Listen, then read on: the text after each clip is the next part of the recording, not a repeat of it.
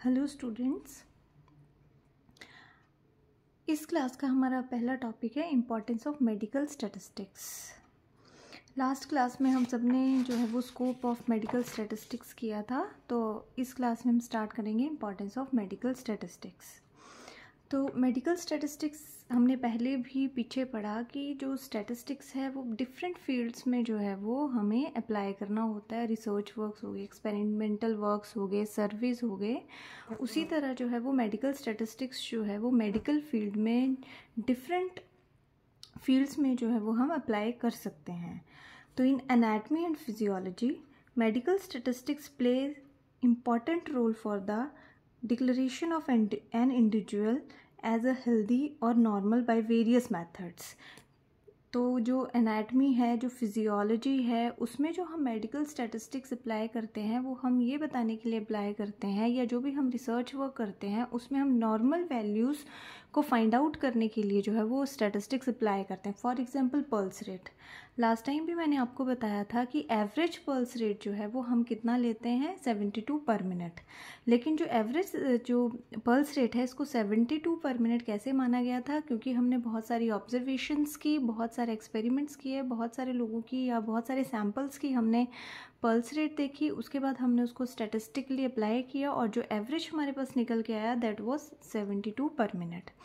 But the limits of normality और other side is calculated by various statistical methods. तो जो इसीलिए मैंने कहा कि हमने बहुत सारे लोगों की जो है वो पल्स रेट देखी और उसके बाद जो है हमने जो लिमिट ऑफ नॉर्मेलिटी है हमने उसके ऊपर स्टैटिस्टिकल मेथड अप्लाई करके जो है फाइंड आउट किया।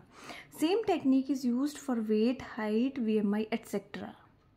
इन pharmacology to calculate the doses of drugs to compare action of different drugs। तो अगेन मैंने पीछे भी बताया था आपको कि फॉर एग्जांपल एक एनीमिया का केस है, तो हमने क्या किया कि हमने सर्वे किया और हमने जो है वो डिफरेंट डोजेस दी किसी पर्टिकुलर जो है वो ड्रग की, और उसके बाद हमने देखा कि इनमें से कौन सी ड्रग जो है उसका जो है साइड इफ़ेक्ट्स भी कम है और मैक्सिमम इफ़ेक्ट्स है, और इसका मतलब किस डोज पे उसका जो है साइड इफ़ेक्ट सबसे कम है और मैक्सिमम जो है वो हमें उसकी जो है वो रिजल्ट मिलता है या उसकी आउटकम मिलती है। उसी तरह to compare the action of different drugs, हमने 2 ड्रग्स लिए, दोनों ड्रग्स को एक सैंपल पे हमने एक ड्रग को दिया, दूसरे सैंपल पे हमने दूसरे ड्रग को दिया, उसके बाद हमने स्टैटिस्टिकली कंपेयर किया कि which drug is more effective. In medicine find out associations between two things like smoking and cancer, obesity, metabolic syndrome etc। For example हमने जो है कोई डिजीज़ ली, फॉर एग्जाम्पल हमने लंग कैंसर लिया, तो हमने एक सर्वे किया और सर्वे करके हमें पता चला कि prevalence of lung cancer is more in smokers. उसी तरह ओबेसिटी जो है वो ज़्यादा प्रेवलेंस किस में है, ड्यू टू डिफ़ॉल्टिंग ईटिंग हैबिट्स। तो उस चीज़ को हमने जो है पहले सर्वे किया, हमने डाटा फाइंड आउट किया, फिर हमें स्टैटिस्टिकली पता चला कि जो स्मोकर्स हैं उसमें कैंसर जो है वो सबसे ज़्यादा प्रेवलेंट है। In public health efficacy of vaccine, incidence of any disease etcetera. अगर हम पब्लिक हेल्थ के लिए देखें तो हम सर्वे करते हैं, फिर हम क्या करते हैं कि फॉर एग्जांपल जैसे कोविड था, तो कोविड में हमने क्या किया कि पहले हमने केसेस फाइंड आउट किए कि कितनी प्रेवलेंस है उन केसेस की, तो वो कि अल्टीमेटली किस में हेल्प करेगा, पब्लिक हेल्थ में हेल्प करेगा, क्योंकि हमारा जो नेक्स्ट जो स्टेप होगा वो उन्हीं नंबर ऑफ केसेस और डाटा के अकॉर्डिंग जो है वो होगा। उसी तरह जो है किसी डिजीज़ का इंसिडेंस, जैसे मैंने अभी बताया कि कोविड के केस में हमने क्या किया कि हमने जो है वो देखा कितनी प्रेवलेंट है ये disease.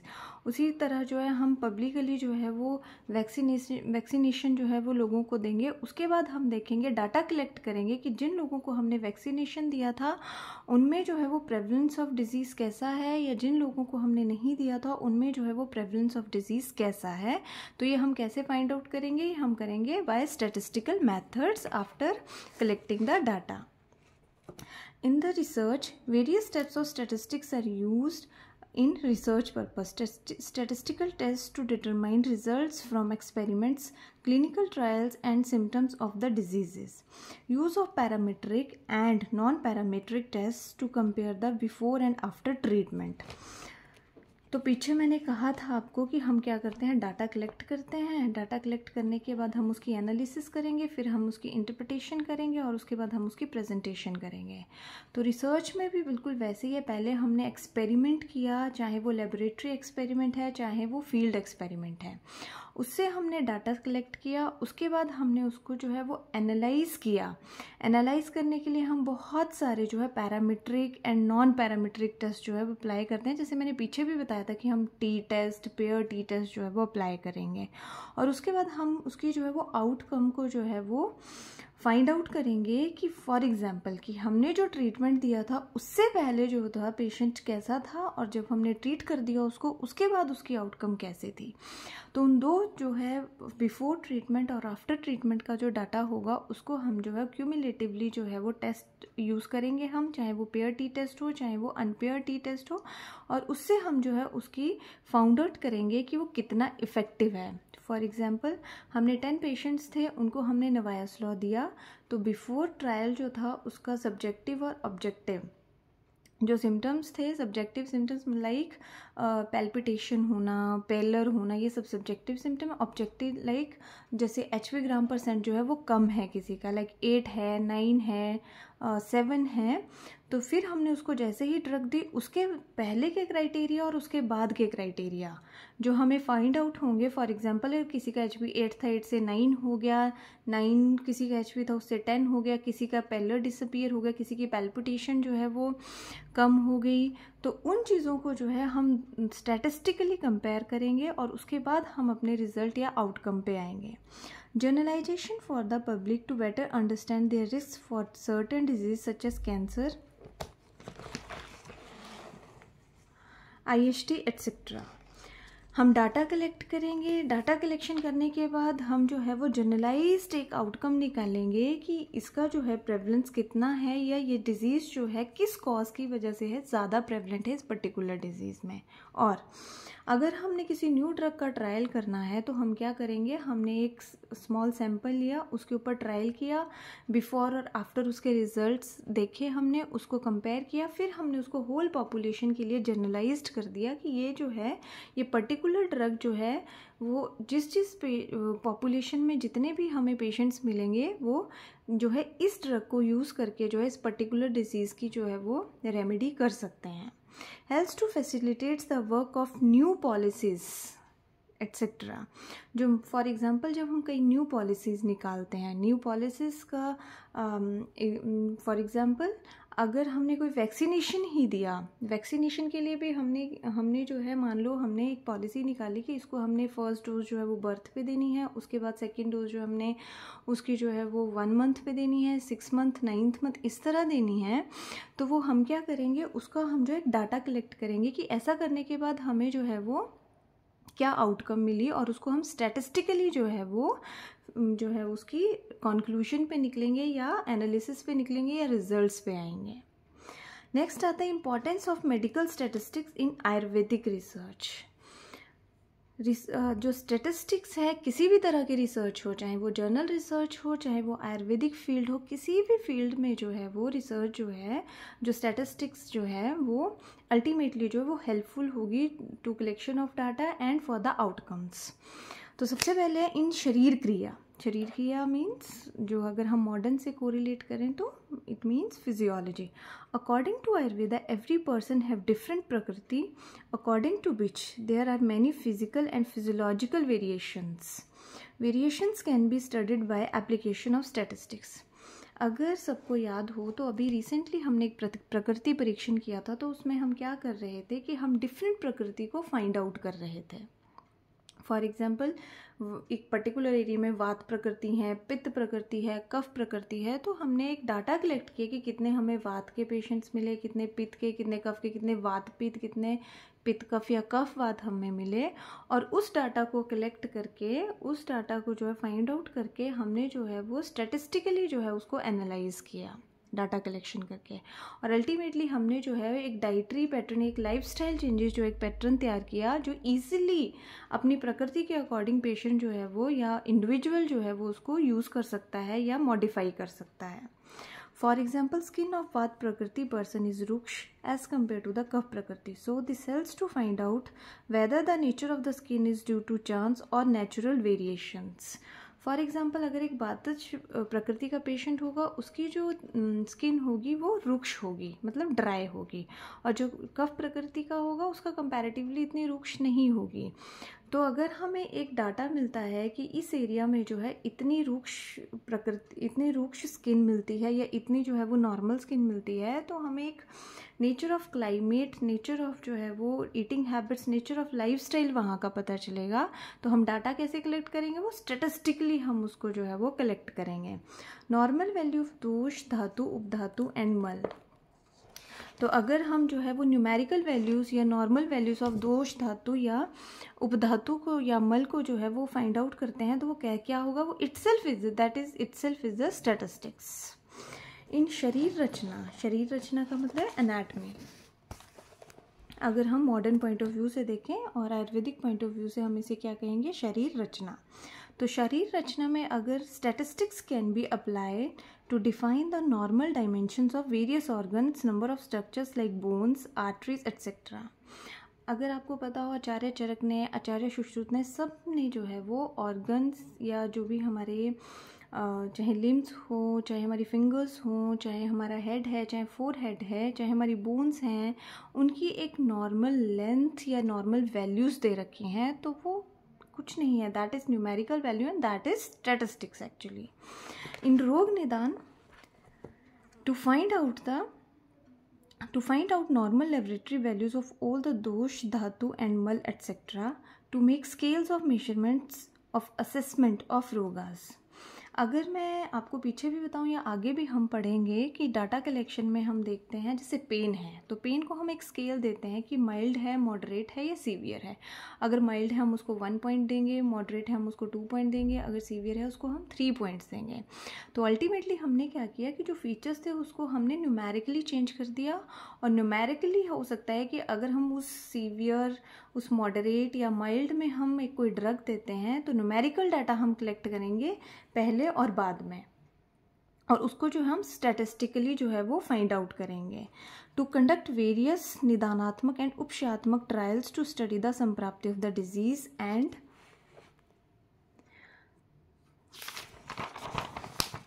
Use of appropriate tests like T test, Z test and ANOVA test. तो हम क्या करते हैं, बहुत सारे निदानात्मक मतलब हम उसके कॉजेज़ देखेंगे, उपचारात्मक मतलब हम उसकी ड्रग यूज़ करेंगे, उसके बाद हम जो है वो अप्रोप्रिएट फाइंडिंग्स करेंगे, जैसे मैंने बताया कि बिफोर ट्रायल और आफ्टर ट्रायल, और उसके बाद हम उसके ऊपर जो है वेरियस टेस्ट अप्लाई करेंगे जो हम बाद में पढ़ेंगे, लाइक टी टेस्ट और जेड टेस्ट और अनोवा टेस्ट। नेक्स्ट आता है एप्लीकेशन इन काय चिकित्सा। Conduct different clinical trials to see the efficacy of Ayurvedic treatments and therapies in different groups and find the significance with appropriate statistical tests like t-test, ANOVA test, chi-square test, etc. तो हम क्या करेंगे, बिल्कुल हमारे पास काय चिकित्सा में अगर आपको पता हो तो हम डिफरेंट टाइप ऑफ डिजीज़ पढ़ते हैं। तो अगर हम कोई ड्रग देते हैं, ड्रग देने के बाद जो है हम उसका जो है वो देखते हैं कि पहले ड्रग से पहले 10 सिम्टम्स थे, लेकिन ड्रग देने के बाद जो है एक अप्रोप्रिएट ड्रग देने के बाद जो है सिम्टम्स हमें जो है वो 8 रह गए या 5 रह गए या हमें improvement milli.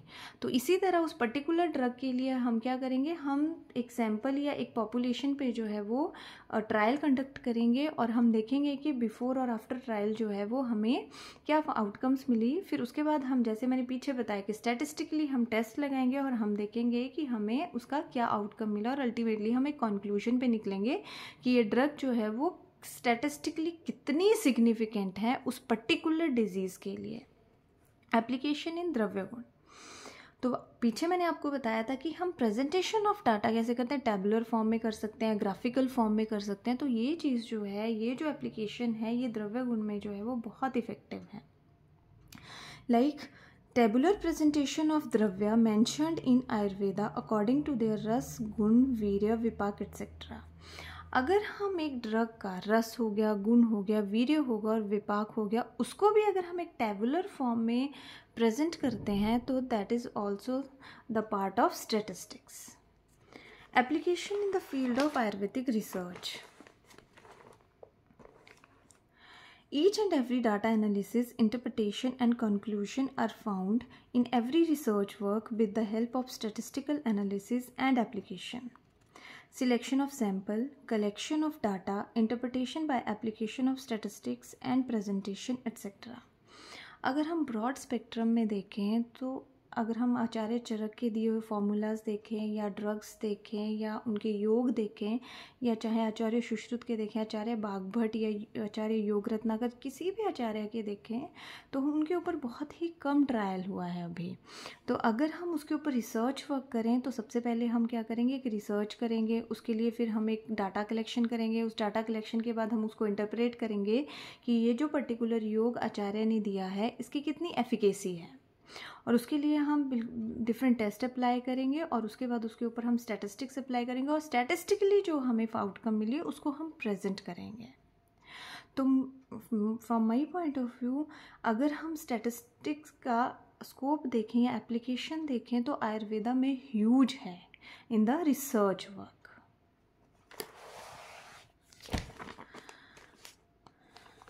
Now the next topic is common statistical terms and notations. तो सबसे पहले हम जो पढ़ेंगे वो पढ़ेंगे हम पॉपुलेशन.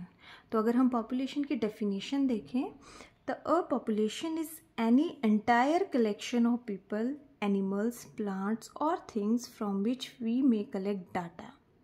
तो पॉपुलेशन क्या होती है, मान लो हमने एक पर्टिकुलर एरिया के ऊपर जो है वो कोई ट्रायल करना है, चाहे हमने वो वहाँ के लोगों के ऊपर करना है, चाहे वहाँ के एनिमल्स पे करना है, चाहे प्लांट्स पे करना है, या हमने किसी भी चीज़ पे एक ट्रायल करना है, तो वो जो पूरा का पूरा उनका पॉपुलेशन होगा या पूरा का पूरा जो वहाँ के लोग होंगे या एनिमल्स होंगे या प्लांट्स होंगे, that is called as population. क्योंकि हमने उस पॉपुलेशन पर्टिकुलर पॉपुलेशन के लिए हमने ट्रायल करना है तो उसको हम टर्म दे देते हैं पॉपुलेशन. और हम कह सकते हैं कि ब्रॉड स्पेक्ट्रम में जो है वो हम टर्म देते हैं population. Set of similar items or events which is of interest for some questions or experiment. For example, अगर हम फिर से एक बार एनीमिया का एग्जाम्पल लें तो पर्टिकुलर एरिया में अगर हमें एनीमिया पे ट्रायल करना है तो वो डिफरेंट जितने भी इंडिविजुअल वहाँ पे एनीमिया के होंगे या एनीमिया जिनको डिजीज़ होगा तो दैट इज़ पॉपुलेशन. पॉपुलेशन मतलब सिमिलर आइटम्स मतलब उन सब को जो है वो एनीमिया है तो it means they are similar items और कोई सिमिलर इवेंट होगा. ठीक है, इवेंट का मतलब है कि इंसिडेंस ऑफ पर्टिकुलर डिजीज़ हो रहा है, दैट इज़ इवेंट. तो अगर एक पर्टिकुलर पॉपुलेशन में जितने भी पर्टिकुलर अगर कोई इन्फेक्शियस डिजीज़ है, कम्युनिकेबल डिजीज़ के इवेंट्स हो रहे हैं जिस भी इंडिविजुअल पर हो रहे हैं, that individual the collectively those individuals are part of that event and we called it as population.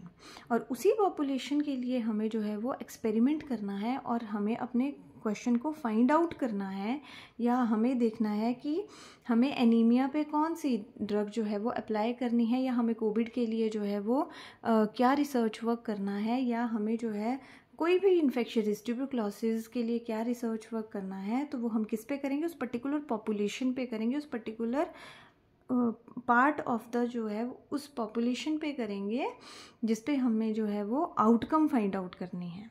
उसी तरह नेक्स्ट आता है सैम्पल. तो सैम्पल का मतलब है, अगर हम इसकी डेफिनेशन देखें, a sample is a group of units selected from a large group.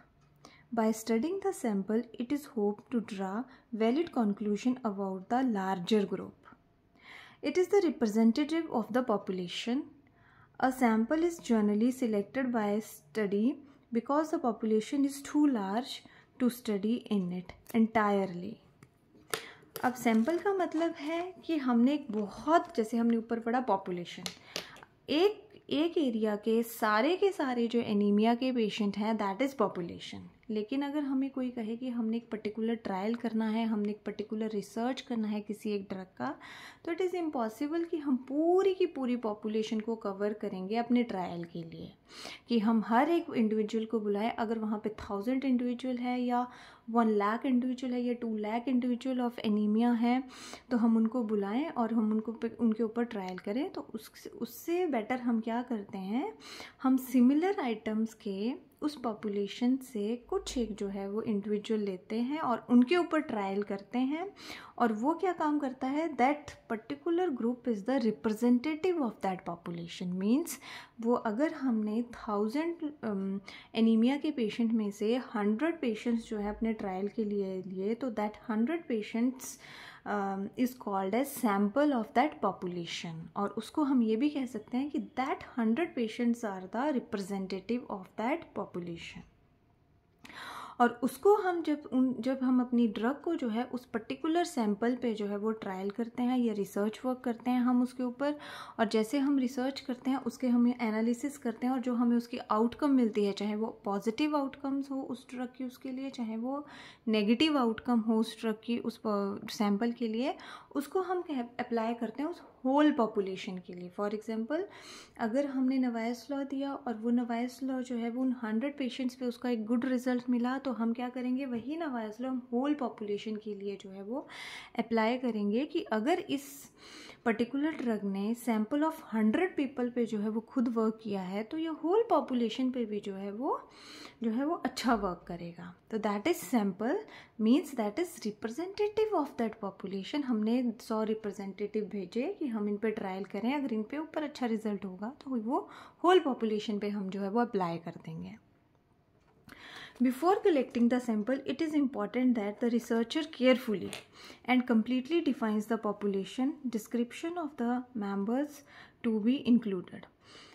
अब ये है कि अगर हमें कोई सैंपल कलेक्ट करना है तो ऐसा नहीं कि हम कोई भी सैंपल, अगर कोई इंडिविजुअल ऐसा है जिसको एनीमिया नहीं भी है उसको हम भी सैंपल में डाल रहे हैं अपने, नहीं, हमें जो है वो केयरफुली देखना पड़ेगा कि उस पॉपुलेशन में से हमें वो सिमिलर आइटम्स मिलती हैं कि नहीं। मीन्स हमें जो है वो सिमिलर सारे एनीमिया के ही पेशेंट्स हम ले रहे हैं कि नहीं ले रहे हैं, तो वो हमें केयरफुली जो है वो देखने पड़ेंगे और हमें कम्प्लीटली जो है वो पॉपुलेशन को उसके लिए डिफ़ाइन करना पड़ेगा उस पर्टिकुलर एनीमिया के पेशेंट्स के लिए, और उसको जो है हमें उसमें इंक्लूड करना पड़ेगा। For example, to see the effect of noise law on the particular population for anemia can be concluded by selecting the sample of 50 patients of anemia from that population। तो ये हमारी entire population थी जो anaemic थी, उसमें से हमने क्या किया, हमने कुछ एक सैंपल लिया, ठीक है, हमने उसके ऊपर सैंपल लिया, उसके ऊपर हमने जो है वो ड्रग दी और उस ड्रग को देखने के बाद हमने इसके ऊपर इफ़ेक्ट देखा और इसके ऊपर जो अगर एक पॉजिटिव इफ़ेक्ट आया उसको हमने होल पॉपुलेशन पे जो है वो अप्लाई कर दिया अपनी रिसर्च में। इसीलिए हम कहते हैं कि ये जो सैंपल है वो क्या है, रिप्रेजेंटेटिव ऑफ दिस पॉपुलेशन है। अब उसके बाद हम करेंगे difference between the population and sample. तो पॉपुलेशन क्या है, अब हमने जो पीछे पढ़ा उससे तो आई थिंक ये हमें कम्प्लीटली अंडरस्टूड होगा। Entire collection of the subjects affected by the research question. Research question मतलब हमारा क्वेश्चन है कि हमारी ये पर्टिकुलर ड्रग जो है वो इस पर्टिकुलर डिजीज़ पे जो है वो कितनी इफ़ेक्टिव है। तो उसमें क्या है कि जो entire collection of the subjects होगी, मतलब entire collection of the anaemic patients होंगे, वो सारे के सारे हमारे रिसर्च वर्क से जो है, रिसर्च क्वेश्चन जिसे जो है अफेक्ट होंगे अल्टीमेटली जब उसकी आउटकम निकलेगी। ये क्या है, सब group of the members of the population chosen for participation in the study. अब हम पूरी की पूरे जो है वो हमारे सब्जेक्ट्स को तो यूज़ नहीं कर सकते, हम क्या करेंगे, एक रिप्रेजेंटेटिव लेंगे, उसी पॉपुलेशन का एक सब ग्रुप लेंगे और उसको हम पार्टिसिपेट कराएंगे किसमें, स्टडी में। कौन सी स्टडी में, जैसे हमने पीछे बताया कि नवायस लॉ का क्या इफेक्ट है एनीमिया पे, तो उस स्टडी में हम जो है वो इसको जो है वो सैम्पल पे अप्लाई करेंगे उस स्टडी को। Measurements taken from a whole population are called parameters। ये हम आगे भी पढ़ेंगे कि व्हाट इज़ पैरामीटर्स, लेकिन अब मेजरमेंट्स टेकन इट मीन्स अगर हमें किसी पर्टिकुलर पॉपुलेशन की अगर हम कलेक्टिवली देखें कि एवरेज हाइट कितनी है, वेट कितना है, तो जो हाइट एंड वेट है दैट इज़ पैरामीटर्स, उनको हम कहेंगे parameters. Measure takens are called statistics. और अगर हम सैंपल के ऊपर कोई मेजर देखते हैं तो हम कैसे उसको अप्लाई करेंगे, that will be the statistics, उसको हम स्टैटिस्टिकली अप्लाई करेंगे। इसमें क्या होता है, कंप्लीट एन्यूमरेशन होती है। तो मैंने कहा इसमें सारे के सारे सब्जेक्ट्स आते हैं, ठीक है। जैसे हम सेंसस देखते हैं तो सेंसस में हम होल पॉपुलेशन को देखते हैं, तो इसमें कंप्लीट एन्यूमरेशन होती है। और इसमें सैंपल सर्वे और सैम्पलिंग, अगेन इसमें हम सर्वे करते हैं तो हम एक छोटा सा जो है वो सब ग्रुप उठाएंगे और उसके ऊपर हम सर्वे करेंगे। Identify the characteristic making inference about the population. ये क्या करता है, अगर हम फॉर एग्जाम्पल इसमें क्यों हम कह रहे हैं कि एक पर्टिकुलर करेक्टरिस्टिक को जो है वो आइडेंटिफाई करता है। अगर हम पॉपुलेशन में देखें तो हम देख रहे हैं कि कितने सारे जो है वो एनीमिया के पेशेंट्स हैं, तो वो जो एनीमिक पेशेंट्स हैं वो एक करेक्टरिस्टिक है उस पर्टिकुलर पॉपुलेशन में, एक एवरेज है एनीमिया के पेशेंट्स की। लेकिन ये क्या करता है, अगर हम इसकी इन्फेरेंस देखें तो ये क्या करता है, ये हमें बताता है किसके बारे में, पॉपुलेशन के बारे में, कि अगर हमने जो है वो इतने सैंपल, इतने लोग जो है वहाँ से हमें एनीमिया के मिले तो वो हमें क्यूमुलेटिवली एक एवरेज सी देगा कि इसमें जो है वो इस पॉपुलेशन में जो है वो एनीमिया के जो है पेशेंट्स जो हैं वो प्रेजेंट हैं। अब इसमें हम छोटा सा एग्जांपल देखते हैं आगे डायग्रामेटिकली। फॉर एग्जांपल ये हमारी सेम पॉपुलेशन है। अब एक पॉपुलेशन है, उसमें हमने क्या किया, हमने एक रिसर्च करना है उसमें, या हमने कंपैरिजन करना है उसमें। तो हमने इस पॉपुलेशन, ये सेम पॉपुलेशन है, इसमें से भी हमने एक सैंपल ऑफ इंटरेस्ट लिया, इसमें से भी हमने एक सैंपल ऑफ इंटरेस्ट लिया।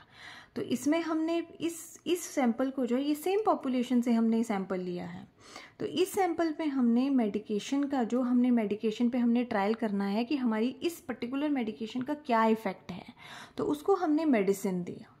लेकिन उसी पॉपुलेशन में हमने जो है वो एक और ग्रुप लिया, एक और सैंपल लिया और उसको हमने प्लेसिबो दिया। प्लेसिबो का मतलब है कि एज सच हमने उसको कोई मेडिकेशन नहीं दी।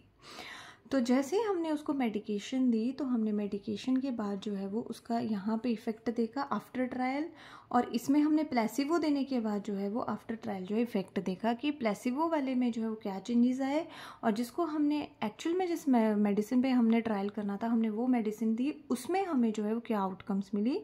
और अल्टीमेटली हमने क्या किया, इसको एज ए कंट्रोल यूज़ किया। एज ए कंट्रोल मतलब कि ये हमें पता था इसको हमने क्या दिया है और हमें क्या इफ़ेक्ट मिल सकता है, लेकिन इसमें हमने क्या किया, वो मेडिकेशन दी जिसमें हमें पता था कि हो सकता है कि हमें कुछ अलग इफ़ेक्ट मिले। तो हमने जो है वो इन दोनों को अल्टीमेटली, इन दोनों सैम्पल्स को कंपेयर किया, और इन सैम्पल्स में जो हमें आउटकम्स मिली कंपेयर करके, इनमें से कौन सा मोर इफ़ेक्टिव है या क्या डिफरेंस मिला हमें इन दोनों की आउटकम में, उसको हमने अल्टीमेटली अप्लाई किया अपनी पॉपुलेशन पे। Case control study bye use of sampling method by selecting samples from a population. मतलब अगर हम रिसर्च में पढ़ेंगे इसको तो रिसर्च में इसे कहते हैं हम केस कंट्रोल स्टडी, और इसमें हमने जो है वो सैम्पलिंग उठाई और उसके बाद जो है हमने उसको जो है वो अल्टीमेटली होल पॉपुलेशन पे अप्लाई किया। तो आज के लिए स्टूडेंट्स बस इतना ही। कल हम अपने नेक्स्ट टॉपिक के साथ मिलेंगे, या नेक्स्ट क्लास में हम अपने नेक्स्ट टॉपिक के साथ मिलेंगे। Thank you.